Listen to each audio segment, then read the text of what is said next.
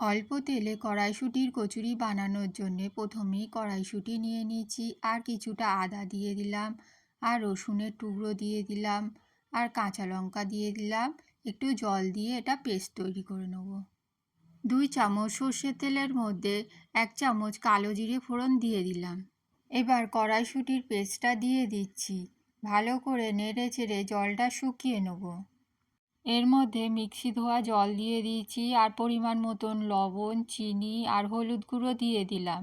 গ্যাসের আঁচটা হাইতে রেখে এর জলটা শুকিয়ে নিতে হবে। যতক্ষণ পুরোপুরি এরকম শুকিয়ে না আসছে ততক্ষণ নাড়তে থাকতে হবে।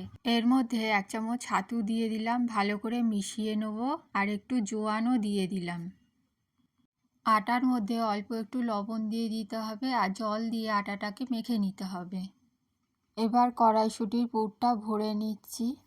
এবার খুব ভালো করে এটাকে চেপে চেপে মুখটা বন্ধ করে নেব, যাতে কড়াইশুঁটির পুরটা না বেরিয়ে যায়। এবার এটাকে হাত দিয়ে চেপে চেপে একটুখানি পাতলা করে নিচ্ছি। এটাকে বেলবো না, না বেলে এরকমই রেখে দেবো। গ্যাসের মধ্যে একটা চাটু বসিয়ে দিয়েছি। এবার চাটুর মধ্যে তেল দিয়ে দিলাম। গ্যাসের আঁচটা লো করে রেখে দিয়েছি।